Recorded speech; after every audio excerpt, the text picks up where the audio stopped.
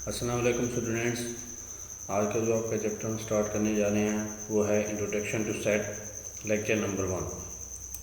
सबसे पहले आज इस चैप्टर में हम सेट्स के बारे में पढ़ेंगे।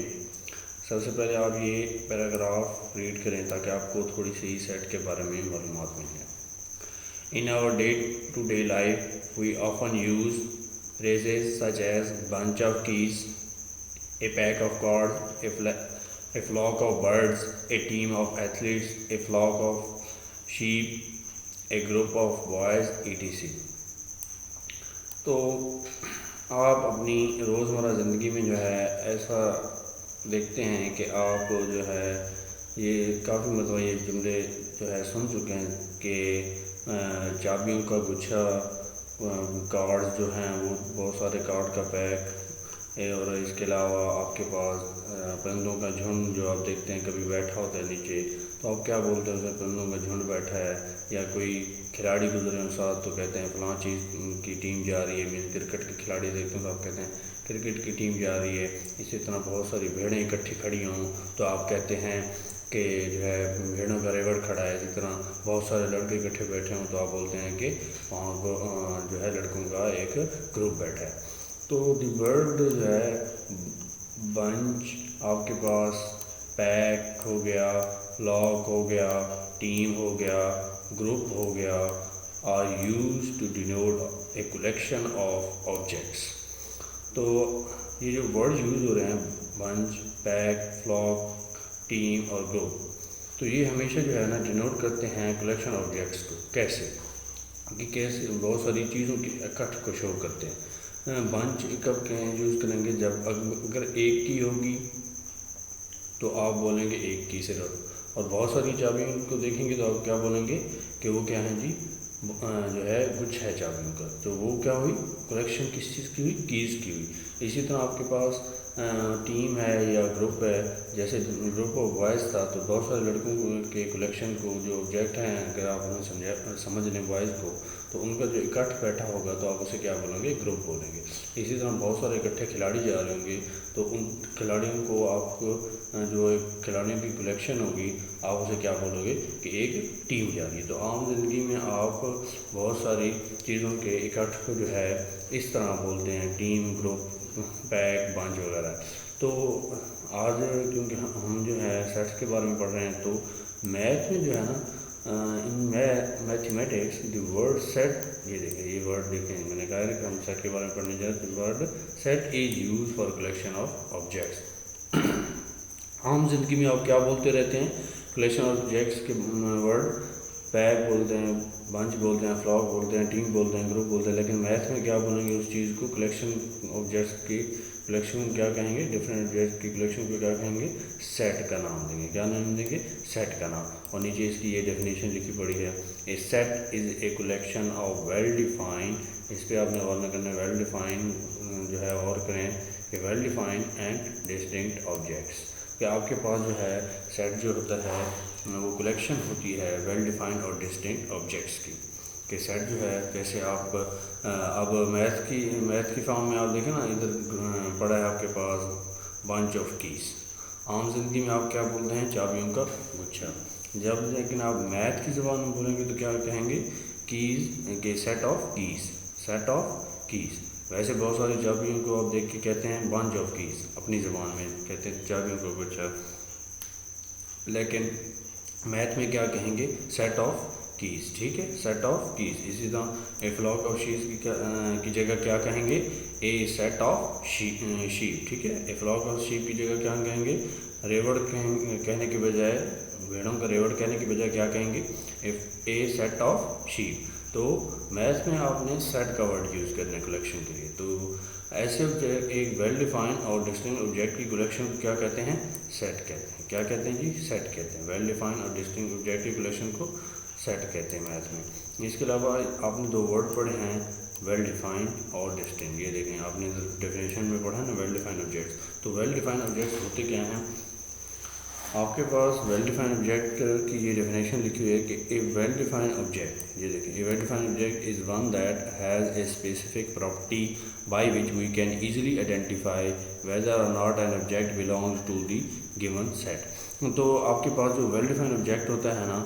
उसमें एक ख़ास किस्म की प्रॉपर्टी है जिससे हमें जो है ना ईज़िली हम जो है आइडेंटिफाई कर सकते हैं कि ये जो ऑब्जेक्ट है वो हमारे पास गिवन जो सेट है उससे बिलोंग करता है या नहीं। जैसे मैं आपको एक एग्जांपल देता हूँ। मैं कहता हूँ मेरे पास एक फुटबॉलर हैं उनका एक सेट मौजूद है, या एक टीम मौजूद है, फुटबॉलर की एक टीम मौजूद है। तो मैं कह देता हूँ कि शाहिद अफरीदी जो है वो फुटबॉल की टीम का हिस्सा है। तो आप कहेंगे नो सर, ये वेल डिफाइन नहीं है ऑब्जेक्ट इस सेट के लिए। इस सेट के लिए जो वेल डिफाइन ऑब्जेक्ट है वो मेसी है। मेसी जो है फुटबॉलर है। तो जब आप फुटबॉल की टीम का जिक्र करेंगे तो आपकी जहन में आना चाहिए कि उसमें सिर्फ जो वेल डिफाइन हो सकते हैं वो क्या हो सकते हैं, फुटबॉलर ही हो सकते हैं सारे। और जब cricket team, Pakistani cricket team का नाम आएगा तो आपके जहन में क्या आएंगे, शाहिद अफरीदी आएगा, उमर अकमल आएगा, कामरान अकमल आएगा, ऐसे खिलाड़ी आपके जहन में आएंगे तो वो वेल डिफाइन होंगे। लेकिन क्रिकेट में अगर आप डाल दें नवाज शरीफ को तो वो क्रिकेट के सेट में जो है, टीम के सेट में नवाज शरीफ आ सकता है तो वहाँ पे नहीं आ सकता। हाँ, पॉलिटिशियन का सेट जब कहेंगे तो वहाँ पर कौन आ सकता है, नवाज शरीफ आ सकता है, अब इमरान खान भी आ सकता है, ठीक है, क्योंकि वो अब पॉलिटिशियन भी बन चुके हैं। इसी तरह आपके पास मैं कहता हूँ ए बुक है वो जो है does not belong to a cricket kit. हाँ, ये बिल्कुल ठीक है कि क्रिकेट किट में तो आपके पास क्या क्या होते हैं, आपके पास क्रिकेट किट में जो है आपके पास बॉल होती है, बैट होते हैं, ये चीज़ें होती हैं। तो क्या बुक उसमें मौजूद हो सकती है, मीन्स बुक जो है वेल डिफाइन हो सकती है क्रिकेट किट में? आप कहेंगे नो सर, यहाँ पे ये ऑब्जेक्ट इस सेट में, क्रिकेट किट के सेट में जो है बुक नहीं आ सकती। यहाँ पे जो सारा वेल डिफाइंड ऑब्जेक्ट हैं इस सेट में क्रिकेट किट के, वो हैं बॉल है, बैट है, ऐसी चीज़ें, ठीक है। और इसी तरह ये आगे एक और एग्जांपल पड़ी है, tennis ball does not belong to a set of books. जो आप जो है कह सकते हैं कि एक टेनिस बॉल जो है वो बुक के सेट में मौजूद नहीं होती। तो बुक के सेट में क्या होंगी वेल डिफाइंड, सिर्फ बुक्स ही होंगी, इंग्लिश की बुक होगी, मैथ की बुक होगी, ऐसी, ठीक है। इसी तरह एक collection without well defined object is not a set. देखें, जो आप कलेक्शन लेंगे सेट के अंदर, अगर वो वेल डिफाइंड नहीं होंगी तो वो सेट नहीं होगा। मीन्स आपने सेट के अंदर ऐसे ऑब्जेक्ट की कलेक्शन लेनी है जो उस सेट को जो है आइडेंटिफाई भी करें, उस सेट की खुसूसियात जो है रखती हो। जैसे क्रिकेट का टीम के खिलाड़ियों का सेट कहेंगे, मीन्स हम कहते हैं क्रिकेट की टीम के खिलाड़ियों का सेट, तो उसके अंदर नवाज शरीफ नहीं आ सकता, उसके अंदर आपके पास मेसी फुटबॉलर नहीं आ सकता। तो उसमें क्या आ सकते हैं, सिर्फ क्रिकेट के खिलाड़ी ही आ सकते हैं जो क्योंकि हमने क्रिकेट कह दिया तो क्रिकेट में सेट में कौन आएंगे, सिर्फ क्रिकेट के खिलाड़ी आएंगे, फुटबॉल के खिलाड़ी नहीं आएंगे, ठीक है। ये होता है वेल डिफाइंड ऑब्जेक्ट्स। तो जब तक किसी सेट में वेल डिफाइंड ऑब्जेक्ट नहीं होंगे तो वो सेट नहीं होगा। इसका कहने का मतलब है कि हम फुटबॉलर हैं और फुटबॉलर खिलाड़ी उन्हें क्या क्रिकेट टीम के सेट में रख सकते हैं, नहीं रख सकते। तो अगर रख देंगे तो फिर वो सेट होगा, फिर वो सेट नहीं होगा। मीन्स हम क्रिकेट सेट में अगर वैसे फुटबॉलर को रख देंगे तो वो फिर सेट नहीं रहेगा, क्योंकि उसमें फुटबॉलर आ गए। हमें तो उसमें क्या चाहिए, सारे के सारे क्रिकेट के खिलाड़ी चाहिए, ठीक है। जब क्रिकेट के सेट का टीम के खिलाड़ियों का सेट का आपके पास जिक्र होगा तो उसमें सिर्फ कौन से आ सकते हैं, जो क्रिकेट खेलना जानते हो, ठीक है। तो ऐसे ऑब्जेक्ट आ सकते हैं किसी सेट में जो उसकी प्रॉपर्टी रखते हो, ठीक है। ये आगे देखें आप, the objects in a set में include physical object as well as symbol, letters and numbers. तो आपके पास जो है ऑब्जेक्ट जो है क्या हो सकते हैं, नंबर भी हो सकते हैं, और कोई भी नंबर, सैम्पल्स का सेट भी हो सकता है। इसके अलावा लेटर्स जो है आपके पास उनका भी सेट हो सकता है और नंबर्स का भी हो सकता है। मीन्स 1 2 3 भी हो सकते हैं सेट में, नंबर्स भी हो सकते हैं, लेटर्स, अल्फ़ाबेट, कुछ भी हो सकते हैं, वर्ड्स होते हैं, नेम्स होते हैं, किसी चीज़ का भी आप सेट बना सकते हैं। बॉयज़ के नेम्स का सेट, गर्ल्स के नेम्स का सेट, 1 से लेकर 10 तक गिनती के नंबर्स का सेट, आपके पास इंग्लिश अल्फ़ाबेट, पहले इंग्लिश 5 अल्फ़ाबेट का सेट, 10 का सेट, या इंग्लिश अल्फ़ाबेट टोटल जो है उनका सेट। तो ये होता है, ठीक है। अब मैं बोलूँ इंग्लिश के अल्फ़ाबेट के सेट, अब उसके अंदर आप क्या डाल सकते हैं, उर्दू के हुर्फ़ तरजीह यानी कि अल्ले बे जीम डाल सकते हैं। आप कहेंगे नहीं, उसमें हम ये नहीं डाल सकते। क्यों नहीं डाल सकते? क्योंकि वो वहाँ पे वेल डिफाइंड ऑब्जेक्ट उस सेट के लिए नहीं है। तो आपके पास वेल डिफाइंड ऑब्जेक्ट्स क्या होंगे अल्फ़ाबेट के लिए? अल्फ़ाबेट सेट्स के लिए कौन से वेल डिफाइंड ऑब्जेक्ट्स होंगे? A B C D। ठीक है, तो उस सेट में कलेक्शन कैसे ऑब्जेक्ट्स की चाहिए होगी? जो उसको जो है सेटिस्फाई करते हो। तो क्या कौन से जो है ऑब्जेक्ट सेटिस्फाई करेंगे इंग्लिश अल्फ़ाबेट में? ABCD, ये सेटिस्फाई करेंगे इस सेट की प्रॉपर्टीज़ को रखते होंगे। ठीक है, तो ये आगे आपने ये बताना है पढ़ के कि ये दोनों नीचे एग्जाम्पल पढ़ी हैं, क्या ये वेल डिफाइंड हैं या नहीं है। तो सबसे पहले आप ये एग्जाम्पल पढ़ें, the set of planets in the solar system, कि ये नीचे जो आपको फिगर नज़र आ रही है, क्या ये जो है प्लैनेट जो हैं सोलर सिस्टम के, क्या ये वेल डिफाइंड ऑब्जेक्ट्स हैं? देखें, तो पहले तो आप गिनती कर लें कि 1 2 3 4 5 6 7 8। आप ये लोग ना साइंस में पढ़ चुके होंगे कि सोलर सिस्टम में कितने प्लैनेट्स होते हैं? 8 होते हैं, और उनमें अर्थ होती है, मार्स होती है, मरकरी होता है। ठीक है, इसके बाद आपके पास ये सारे पड़े हैं, यूरेनस पड़ा है, नेपच्यून पड़ा है, जुपिटर पड़ा है। तो ये आपके पास, आपको पता है कि ये 8 के 8 किस में होते हैं? सोलर सिस्टम में होते हैं। ठीक है, तो ये सारे के सारे सोलर सिस्टम के सेट में यही आ सकते हैं 8। क्या मैं यहाँ पे क्रिकेट बॉल डाल सकता हूँ कि हाँ जी क्रिकेट बॉल भी आ सकती है सोलर सिस्टम में? तो आप कहेंगे नो सर, ये नहीं आ सकता, क्योंकि ये वेल डिफाइंड नहीं है। इसमें सिर्फ वो आ सकते हैं जो इस सेट की प्रॉपर्टी रखते हैं। मीन्स मैं सोलर सिस्टम का सेट कहता हूँ, प्लैनेट्स का सेट कहता हूँ, तो आपके जहन में फ़ौरन क्या आएंगे? अर्थ आएगा, मार्स आएगा, मरकरी वगैरह। तो ये 8 आएंगे। इसके अलावा कोई चीज़ आप इस सेट में डालने की कोशिश करेंगे तो वो क्या हो जाएगी? वेल डिफाइंड नहीं होगी। ठीक है, तो वेल डिफाइंड क्या है? सिर्फ यही 8 प्लैनेट्स हैं इस सेट में। ठीक है, the set of vowels of the English alphabet. अब ये बताएं कि जब आपके जहन में वोवल्स आता है इंग्लिश अल्फ़ाबेट, तो आपके जहन में 5 जो है अल्फ़ाबेट आते हैं, A I O U। तो क्या आते हैं? A I O U। तो इस सेट में कि मीन्स वोवल्स के जो इंग्लिश अल्फ़ाबेट है उनका सेट क्या होगा? उसमें कौन कौन आएंगे सेट में? A E I O U। क्या उसमें मैं बी डाल सकता हूँ सेट में? आप कहेंगे नो सर, बी नहीं डाल सकते, क्योंकि बी वोवल्स में नहीं आता। तो जैसे आप सेट का नाम लें तो उसमें ऑब्जेक्ट्स कौन से आ सकते हैं? जो उस सेट की प्रॉपर्टी रखते हो। ठीक है, तो मैंने जब सोलर सिस्टम का जिक्र किया तो उसमें क्या आ सकते हैं? सिर्फ 8 आपके पास प्लैनेट आ सकते हैं। ठीक है, जिसमें मार्स होगा, अर्थ होगा। ठीक है, उसमें आपकी क्रिकेट गेंद नहीं आ सकती सोलर सिस्टम में। तो इसी तरह जब हम बोलेंगे वोवल्स इंग्लिश अल्फ़ाबेट का सेट जब बोलेंगे, तो इंग्लिश अल्फ़ाबेट का सेट जो है वोवल्स का आएगा, तो क्या आएंगे? A I O U, सिर्फ 5। और अगर मैं कहूँगा इंग्लिश के अल्फ़ाबेट का सेट, अब देखिए मैंने बोला सिर्फ इंग्लिश के अल्फ़ाबेट का सेट, तो उसमें सब आ जाएंगे, A से लेके Z तक सारे के सारे आएंगे। ठीक है, और लेकिन अगर मैं इंग्लिश के अल्फ़ाबेट का सेट क्या है कि उसके अंदर 1 2 3 गिनती लिख दूँ, तो आप कहेंगे नो सर, ये वेल डिफाइंड ऑब्जेक्ट नहीं है इस सेट के लिए। इसके लिए जो ऑब्जेक्ट्स हैं वेल डिफाइंड वो हैं ABCD। यहाँ तक आपको वेल डिफाइंड की समझ आ गई होगी। नेक्स्ट आप देखें, आपके पास है डिस्टिंक्ट ऑब्जेक्ट। तो आपने डेफिनेशन में देखा था कि क्या दो चीज़ें होती हैं। कौन से ऑब्जेक्ट चाहिए होते हैं? वेल डिफाइंड और डिस्टिंक्ट ऑब्जेक्ट्स चाहिए होते हैं। उनकी कलेक्शन को क्या कहते हैं? सेट कहते हैं। वेल डिफाइंड और डिस्टिंक्ट ऑब्जेक्ट की कलेक्शन को क्या कहते हैं? सेट कहते हैं। तो वेल डिफाइंड का तो आपको पता चल गया कि कैसे ऑब्जेक्ट होते हैं जो सेट की जो है प्रॉपर्टी को सेटिस्फाई करते हैं। इसके अलावा आपके पास है डिस्टिंक्ट ऑब्जेक्ट। तो देखेंगे कि डिस्टिंक्ट ऑब्जेक्ट क्या होते हैं। The distinct object is one that is different from other object। तो डिस्टिंक्ट ऑब्जेक्ट का मतलब होता है कि एक जो है आपके पास ऑब्जेक्ट है वो दूसरे से क्या है?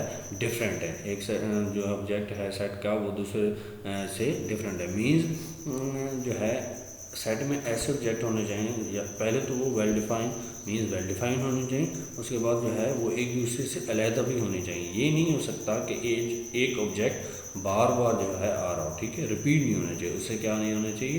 रिपीट नहीं होना चाहिए। देखिए for example, if letter appears twice or thrice in collection, it is written only once in the set. कि एक जो है आपके पास बहुत सारी कलेक्शन पड़ी है चीज़ों की, तो वो कह रहा है कि जो एक जैसी चीज़ें होंगी वो आपने सिर्फ जो है सेट के अंदर सिर्फ उसकी एक दफ़ा लिखेंगे। मीन्स आपके पास पड़ा है A, फिर पड़ा है A और फिर पड़ा है B। तो जब आप सेट लिखने लगेंगे तो सेट में सिर्फ ए को जो है एक बार लिखेंगे और बी को एक बार, ठीक है। तो बार बार किसी ऑब्जेक्ट को सेट के अंदर जब आप लिखने लगेंगे तो दोहराएंगे नहीं। जैसे आपके पास ये एग्जांपल पड़ी, एक सेट पड़ा है, ये देखिए एक सेट पड़ा है। देखें सबसे पहले ये है 6 इंग्लिश अल्फ़ाबेट के सेट। क्या है? 6 इंग्लिश अल्फ़ाबेट के सेट। तो इसके अंदर आप कोई भी इंग्लिश अल्फ़ाबेट के जो है लिख सकते हैं, अल्फ़ाबेट लिख सकते हैं 6 के 6, ठीक है। तो यहाँ देखिए ये ए है, एन है, टी है, आर है, सी है, आई है।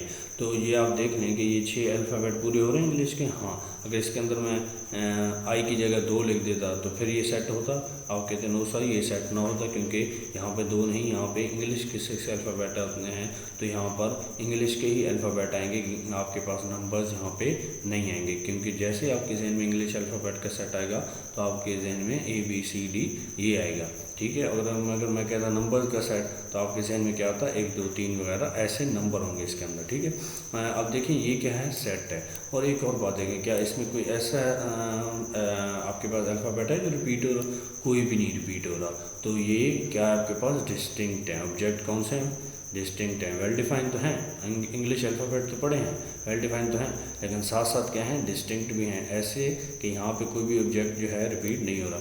ये नेक्स्ट सेट देखें, ये एक सेट नहीं है, ये एक सेट आपके पास नहीं है। क्यों नहीं है? देखिए जी, ए देखें एक, ये पहले तो आप देखें ना सेट की डेफिनेशन क्या होती है? Well defined and distinct object की कलेक्शन होती है। तो वेल डिफाइंड ऑब्जेक्ट्स हैं, हाँ जी, इंग्लिश अल्फ़ाबेट, ये देखें ना, वो इसमें देखें ना, हम कहते हैं इंग्लिश अल्फ़ाबेट का सेट। तो देखें पहली कंडीशन जो थी वेल डिफाइंड वाली, वो तो कंप्लीट हो गई। क्या थी? कि इसमें इंग्लिश अल्फ़ाबेट, तो इसमें सारे हैं तो इंग्लिश अल्फ़ाबेट। लेकिन दूसरी कंडीशन क्या थी? डिस्टिंक्ट होने चाहिए। क्या यार डिस्टिंक्ट हैं? देखिए ए एक मरतबा आया, 2 मरतबा आया, 3 मरतबा। हमने कहा कि सेट के अंदर जो है आपके पास किसी ऑब्जेक्ट को रिपीट नहीं होना चाहिए। तो ए तो 3 मरतबा रिपीट हो रहा है, सी भी इसी तरह आपके पास 2 मरतबा रिपीट हो रहा है, टी भी आपके पास रिपीट हो रहा है। तो ये सेट नहीं है, हालांकि ये वेल डिफाइंड ऑब्जेक्ट्स इसके अंदर मौजूद हैं। हमने कहा इंग्लिश अल्फ़ाबेट का सेट, तो इसके अंदर इंग्लिश अल्फ़ाबेट तो आपको मिल गए, वेल डिफाइंड तो हो गया ऑब्जेक्ट, लेकिन क्या डिस्टिंक्ट है? नहीं, डिस्टिंक्ट नहीं है, क्योंकि ये रिपीट हो रहे हैं। इसके बाद ये जो सेट होता है, इसके अंदर जो ये ऑब्जेक्ट्स पड़े होते हैं, ए एन टी आर, ये जैसे पड़े हैं ऐसी, तो इन्हें बोलते हैं एलिमेंट्स या मेंबर बोलते हैं सेट का। क्या बोलते हैं? एलिमेंट या मेंबर। ये डेफिनेशन आप देख ले लीजिए। दी ऑब्जेक्ट, देखिए मैंने कहा ना, ऑब्जेक्ट जो पड़े होते हैं सेट के, the object in the set के सेट के अंदर जो ऑब्जेक्ट होते हैं आर कॉल्ड मेंबर और एलिमेंट ऑफ द सेट। वो सेट के क्या कहलाते हैं जी? मेंबर या एलिमेंट कहलाते हैं। इसके बाद जो है सेट को लिखने का तरीका क्या है कि sets capital letters A B C are used to denote the sets, के ए बी सी बड़ी जो अल्फ़ाबेट है, वो बड़ी ए बी सी है जो वो यूज़ होती है सेट को जो है डिनोट करने के लिए, ठीक है, रिप्रेजेंट करती है। मीन सेट जब लिखने लगेंगे तो हमेशा क्या लिखेंगे? बड़े लेटर्स लिखेंगे, A B C. And all the elements of a set are enclose within curly bracket. Mean जितने जो ऑब्जेक्ट होंगे वो सेट के किससे हमने क्लोज करने हैं? ये देखें, ये जो बड़ा है आपके पास, ये कर्ली ब्रैकेट से उन्हें बंद कर देंगे। सब ऑब्जेक्ट्स को किससे बंद करेंगे? कर्ली ब्रैकेट से। किससे बंद करेंगे? Curly bracket. यानी कि मैं आपको बोलता हूँ कि आप जो है नंबर्स पहले फर्स्ट 5 नंबर्स काउंटिंग नंबर्स लिखें, तो आप क्या करेंगे? 1 2 3 4 5 लिखेंगे और क्या कर देंगे? उन्हें कर्ली ब्रैकेट से बंद कर देंगे, तो ये आपका एक सेट बन जाएगा। लेकिन एक और बात भी रहती है, and objects are separated by commas. तो आपके ऑब्जेक्ट जो हैं किससे सेपरेट करना है? उन्हें सेपरेट करना है, सेपरेट करना है किसकी मदद से? इस कॉमर्स की मदद। ये जो कॉमर्स पड़े हैं छोटे छोटे, हर ऑब्जेक्ट को इससे मीन्स आपको मैं जैसे एग्जांपल दिया है कि पहले 5 काउंटिंग नंबर का सेट लिखें, तो यहाँ आप क्या लिखेंगे?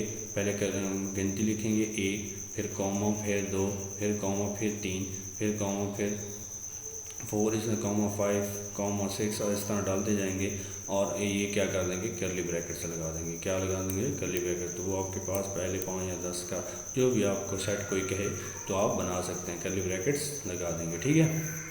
ये था सेट को लिखने का तरीका। इसके बाद ये देखें नीचे एग्जांपल ये पड़ी भी है, ये देखें ऊपर पहले क्या बोला है उसने? Set of flowers denoted by F. Means आपको कोई कहता है सेट ऑफ फ्लावर्स तो आप क्या करते हैं, उसे रिप्रेजेंट आपने क्या कर दिया, एस से रिप्रेजेंट कर दिया। और ये लिखने का तरीका एफ लिखा, फिर इक्वल का निशान, ये देखें करली ब्रैकेट्स पड़ी हैं, फिर देखें या अंदर फ्लावर्स के नाम लिखें। देखें ना सेट किसका था, फ्लावर्स का, तो अंदर क्या आएंगे, फ्लावर्स आएंगे।